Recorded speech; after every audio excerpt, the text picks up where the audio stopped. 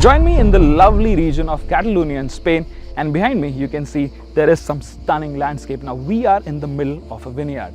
But the thing is, we are not here for some fine wine tasting. We are here to test the all-new Royal Enfield Guerrilla 450. Now on paper, this motorcycle is based on the same platform as the Himalayan 450, but this is a completely new motorcycle, completely different motorcycle.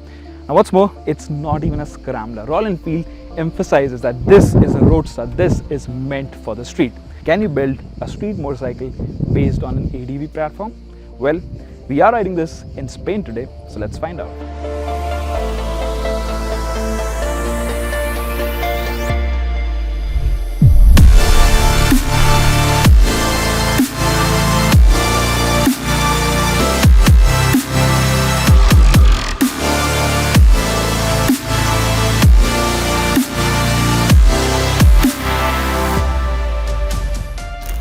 So first of all, let's talk about the design.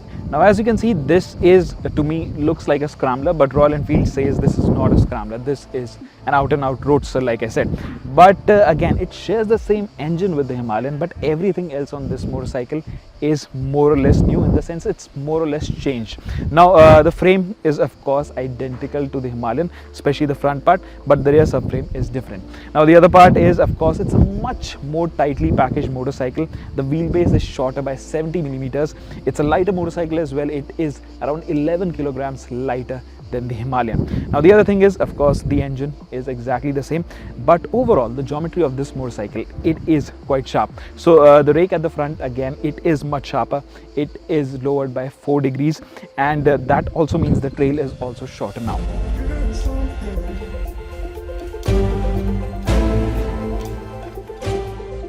The main difference between this and the Himalayan is, of course, in terms of overall size, because the Himalayan is a big and burly motorcycle, but this, it doesn't have any resemblance to the Himalayan, even though it shares most of it with the Himalayan. So in that regard, I think this looks like a completely different motorcycle. Let's suppose if we go back to the Himalayan 411 and the Scram 411, they look more or less the same, but this has a completely different sort of vibe.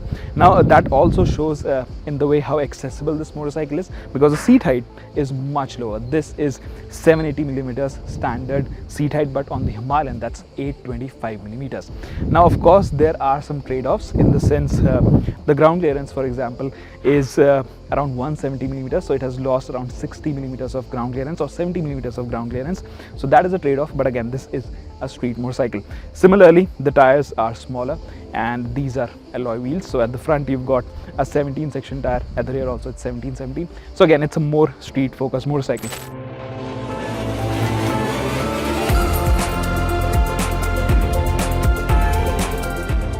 The Guerrilla comes short with a fat set of rubber, as it features a 120/70 up at front and a 160/60 at the rear. This definitely gives it a chunky look.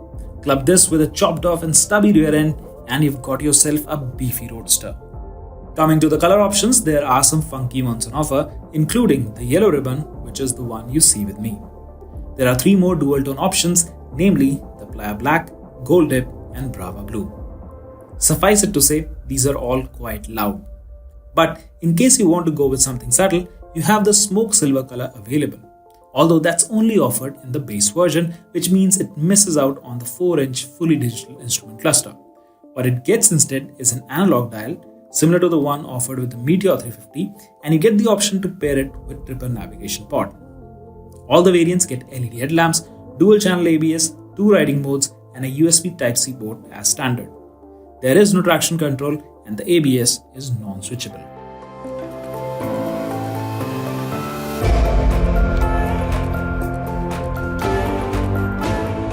Now we got to ride this motorcycle today in and around Barcelona, so we had all sort of roads. We had highways, we had some nice twisty section, and we also rode it in the city where there are one too many red lights. So of course it was like a perfect ride, because we got to gauge it in every situation. Now the thing is, the first thing that you notice is of course the engine. It is the same as the Himalayan. This is a Sherpa 450cc engine, but in this it's been tuned completely differently, in the sense it is much more aggressive. It is tuned for that low and mid-range performance. So the throttle response, it is really crisp, but it's also quite snappy.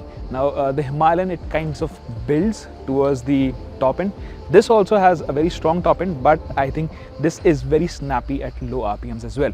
The other thing is, of course, the refinement. Now compared to the Himalayan, again we can't comment because we are just riding the motorcycle today, but I still think around 5,000 or 6,000 RPM there is a fair bit of vibrations. So if you are cruising at triple digit speeds, you probably will feel those vibrations again. But I think if you're doing close to 90, 100, 6th gear, it does around 5,000 RPMs thereabouts, and I think it's quite comfortable sitting there. But again, we didn't get to push it to the extreme, to the absolute limit. So I think in terms of engine performance, it can do higher speeds, but today of course we didn't get to do it.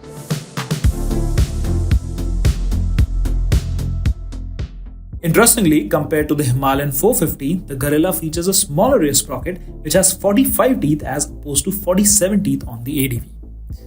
However, Royal Enfield says that it doesn't have any real consequences in the overall performance, since the Guerrilla's smaller wheel compensates for that, and that means the overall gear ratios are more or less unchanged. You get a 6-speed transmission along with a slip and assist clutch, and the shifts are clean and precise, while the clutch action is light, which is great for city riding. Now coming to the most important part, which is what differentiates it from the Himalayan or any other motorcycle in its segment. Now I'm going to talk about its segment later on, but first let me tell you about the ride and handling balance of the Guerrilla 450. Now this, as Royal Enfield claims, is a very aggressive motorcycle, in the sense it is quite sporty handling, and I was surprised because this definitely feels a lot different to any other Royal Enfield that I've ever ridden, because like I said in the beginning, the rake is quite sharp, the wheelbase is also shorter, so what you end up with is a motorcycle that is quite darty, in the sense it changes direction very quickly. So you're riding this motorcycle on some of the twisting roads in Spain, and I think it felt quite agile, it felt like a proper roadster.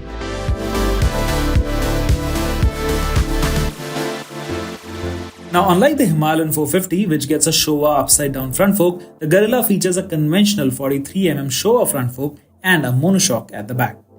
The suspension travel is reduced to 140mm at the front and 150mm at the rear, and this goes on to show that this bike is meant only for well-paved roads.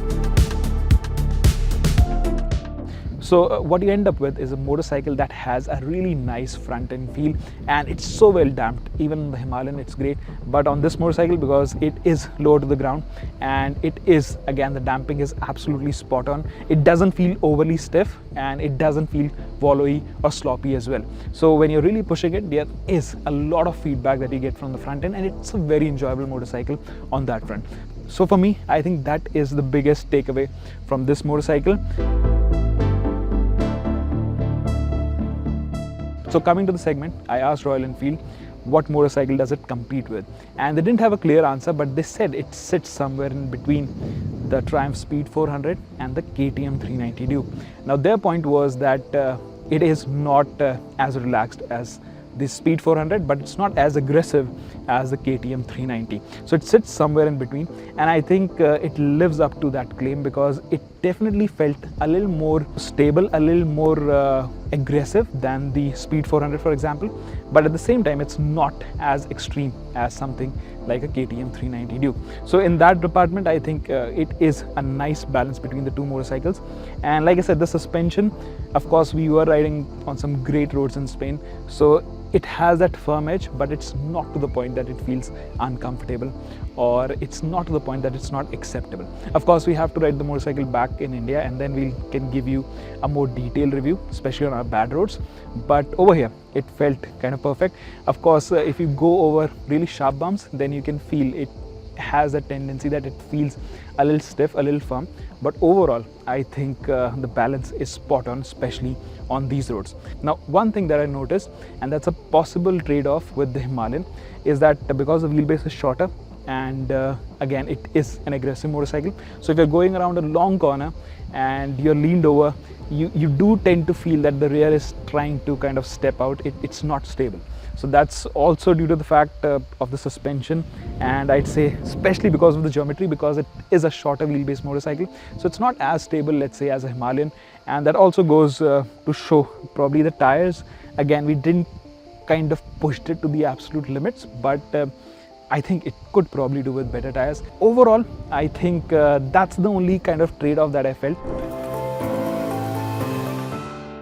Royal Enfield has launched the Guerrilla 450 at a starting price of Rs 2.39 lakh ex-showroom for the base analog version, and it goes up to Rs 2.54 lakh for the top spec dual-tone version. Now that's substantially more than the Triumph Speed 400, although Royal Enfield claims the Guerrilla offers a more complete roadster experience. Now whether it's true or not, we'll only be able to tell you once we compare and ride both these motorcycles back to back.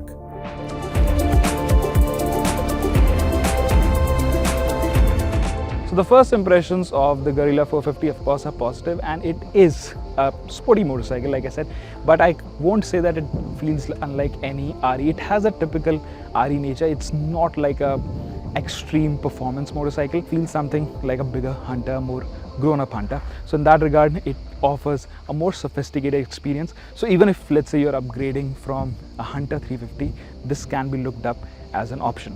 But for me, I think this is a motorcycle that is a cross between, let's say, Scrambler and a roadster, because it still has those ADV underpinnings, and I think overall the balance of the motorcycle, the chassis, the engine, everything comes together really, really well.